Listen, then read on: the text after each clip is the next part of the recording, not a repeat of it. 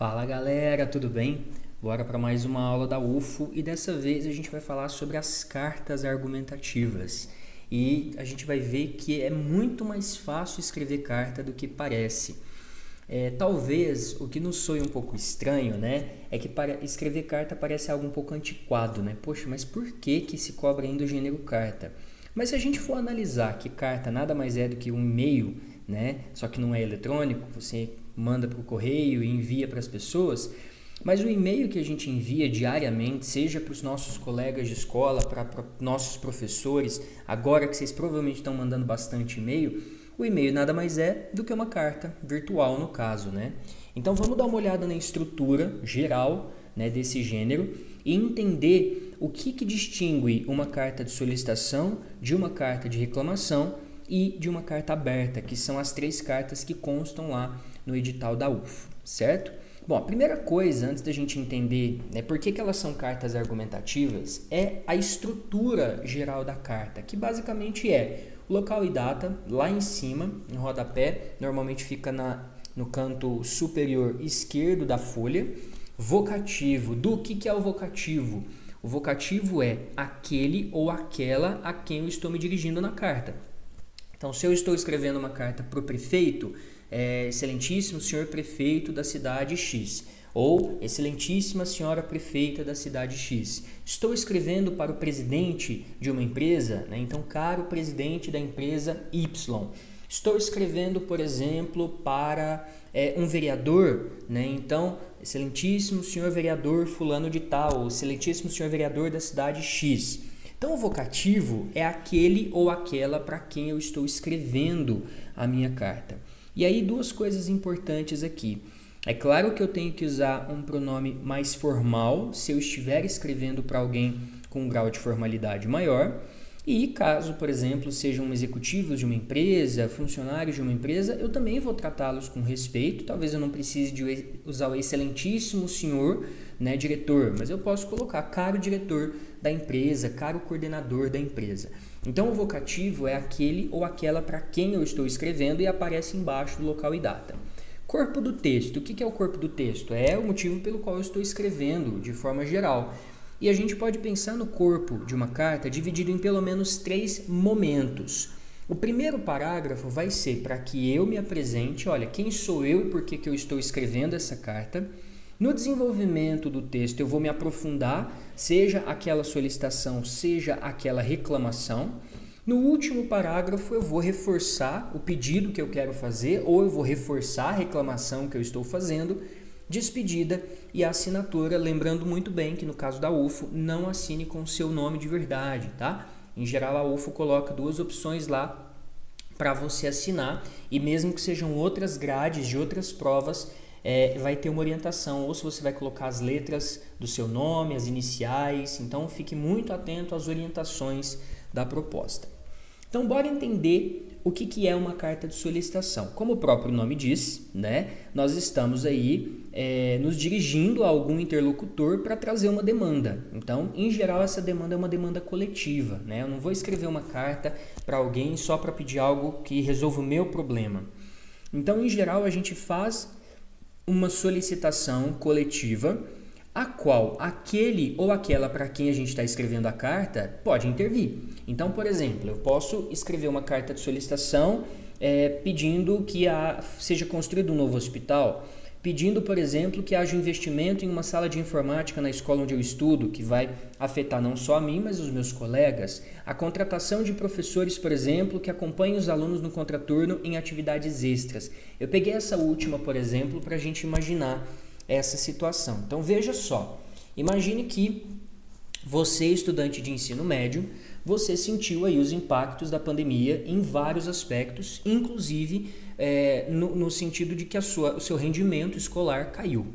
E nesse sentido você decide escrever uma carta de solicitação à direção da escola para que eles organizem para o próximo ano um cronograma de aulas e acompanhamentos no contraturno para enfrentar a defasagem resultante da interrupção das aulas presenciais. Então, poxa, você viu que seu desempenho em matemática, redação, literatura, química caiu e dos seus colegas também, cada um com as suas disciplinas com maior ou menor dificuldade.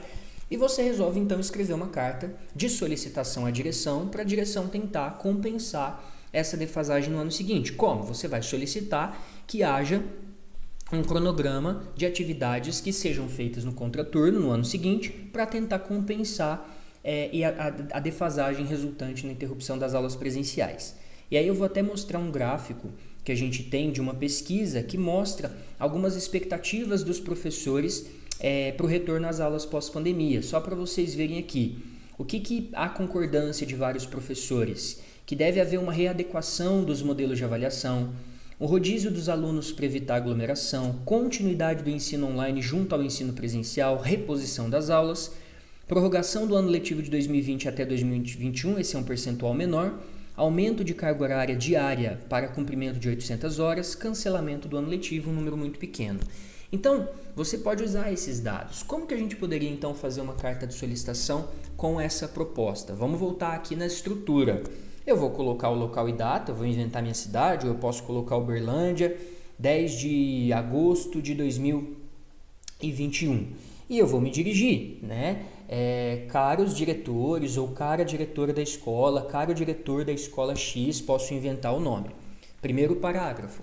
Eu, como representante de sala do ensino médio, do terceiro ano do ensino médio, venho escrever essa carta à direção para que possamos, em conjunto, pensar em medidas para o ano letivo seguinte que possam compensar ou pelo menos atenuar a defasagem de aprendizado que todos nós, em maior ou menor medida, tivemos com as aulas remotas. Aí o que seria legal? Fiz esse primeiro parágrafo e já deixei claro, a gente quer pensar em conjunto, em medidas, em ações para melhorar o aprendizado dos alunos, considerando essa defasagem de aprendizagem. No desenvolvimento, eu pegaria alguns dados, né? Então, eu pegaria, por exemplo, como que houve essa defasagem, quais são as matérias mais difíceis de estudar num contexto remoto, né? E aí eu posso colocar a partir de experiências que eu, aluno de ensino médio, tenha vivenciado. Como que a gente notou a desmotivação dos alunos para o envio de atividade, a falta, né, de atualização, muitas vezes, até de muitos professores na oferta dessas aulas, e tudo isso, em maior ou menor medida, prejudicou o nosso desempenho como um todo, como sala. E aí, por isso que nós estamos com essa carta, escrevemos essa carta, com a expectativa de algumas ações para compensar essa defasagem. E aí a gente poderia dizer quais seriam algumas dessas ações já no último parágrafo. Então veja, a apresentação e por que eu estou escrevendo a carta. No desenvolvimento eu exploraria um pouco desses impactos da defasagem que o ensino remoto trouxe. No último parágrafo, o que a gente está propondo, né? Professores que acompanhem os alunos em dúvidas ou mesmo conteúdos de anos anteriores no contraturno, a readequação das atividades avaliativas, né? Então a gente pode inclusive trazer alguns desses dados que estão na planilha. A despedida, aguardo, espero que considerem essas nossas solicitações, mas a partir de um processo construtivo em conjunto, porque a voz dos alunos é tão importante quanto a de todos os outros agentes da escola nesse contexto de alterações de ensino-aprendizagem, atenciosamente e assinatura. Então veja que aqui o foco da carta de solicitação, como o próprio nome diz, é fazer um pedido, né? Claro que esse pedido vai estar ligado àquilo que está sendo colocado na proposta. Tudo bem? Já a carta de reclamação, né? O objetivo é justamente questionar diretamente o interlocutor sobre alguma questão criticando-o ou criticando-a.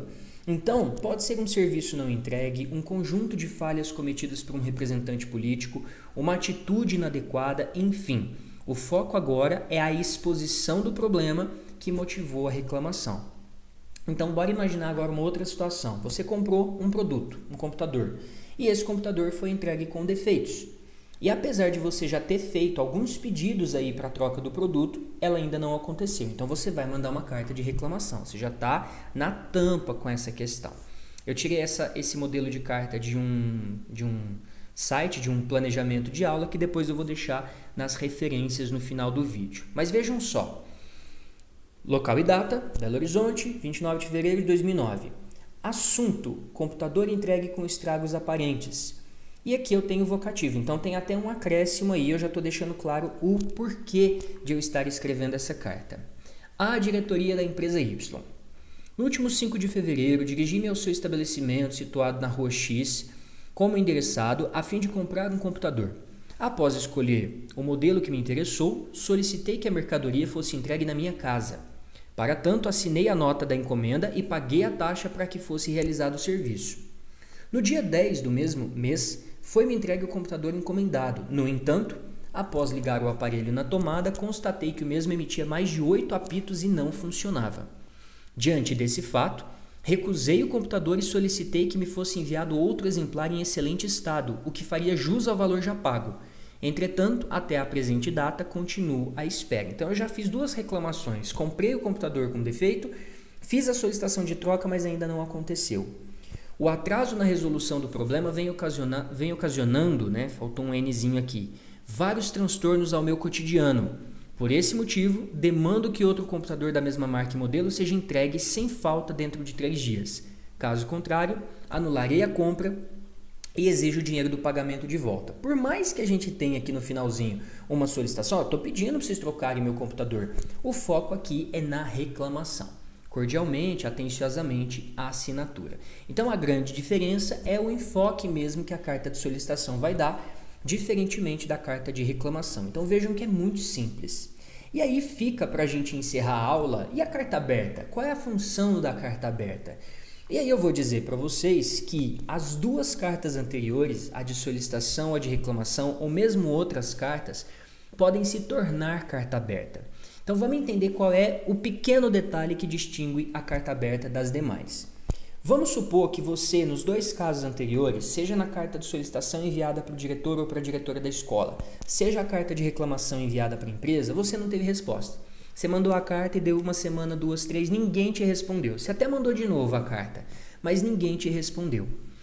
E aí você deseja, eu quero pressionar aqui o diretor, a diretora da escola ou a diretoria da empresa a responder essa minha carta. E aí você conhece, por exemplo, o editor-chefe do jornal local, do Jornal da Sociedade, e pede a esse editor ou a essa editora que publique a sua carta em formato aberto. O que significa isso? A carta que você mandou para a diretoria da escola ou a carta que você mandou para os executivos, as executivas da empresa, vai ser publicada no jornal. Ou seja, qualquer pessoa vai poder ler o conteúdo da carta. E é por isso que no lugar do vocativo da carta aberta, a gente coloca carta aberta a. Ou seja, na carta voltada para o diretor da escola, excelentíssimo, caro diretor da escola X, cara diretora da escola X, vai ficar carta aberta à diretora da escola X, carta aberta ao diretor da escola X. A mesma coisa em relação à carta de solicitação. A diretoria da empresa Y, ninguém me respondeu? Carta aberta à diretoria da empresa Y. Por quê? E é só isso que vai mudar na carta aberta, porque ela foi publicada e outras pessoas vão poder ler. Nesse sentido, quando você, portanto, publica uma carta que tinha sido endereçada a um remetente específico num jornal, poderia ser numa página de Facebook, no Instagram, o conteúdo é o mesmo, o que muda é o vocativo, carta aberta ao, carta aberta a, e a grande questão aqui é que a carta aberta pressiona mais o interlocutor a resposta, já que mais pessoas podem ler o conteúdo da solicitação e ou da reclamação. Se mais pessoas podem ler, por exemplo, a reclamação do computador que não foi entregue, a imagem da minha empresa tende a ficar pior se essa carta for publicada num jornal de ampla circulação e eu vou tentar resolver mais rápido o problema enfrentado. Então fica a dica, se você tiver um problema com alguma empresa e tentar ligar, entrar em contato com o telemarketing ou mandar um e-mail e ninguém responder, tá passando as maritacas aqui. Manda essa carta, publica no Twitter, no Facebook, numa rede social, porque a chance de a empresa te responder vai ser muito maior. Então, no fim das contas, a carta é um gênero muito fácil de a gente olhar estruturalmente falando. E por que são gêneros argumentativos? Porque eu tenho que justificar a minha solicitação, eu tenho que justificar a minha reclamação. Então, se cair carta de solicitação ou de reclamação, é um gênero aí que está bem tranquilo de fazer, pelo menos acredito eu. Se tiver ficado com alguma dúvida ou quiser dar alguma sugestão, comenta aqui embaixo. A gente vai ter provavelmente mais uma aula, a última aula, para a gente fechar mais alguns gêneros textuais que podem cair na UFO. Assista as aulas anteriores, essa já é a nossa 4ª aula, então deve ter a 5ª. E é isso aí, um grande abraço, tchau, tchau.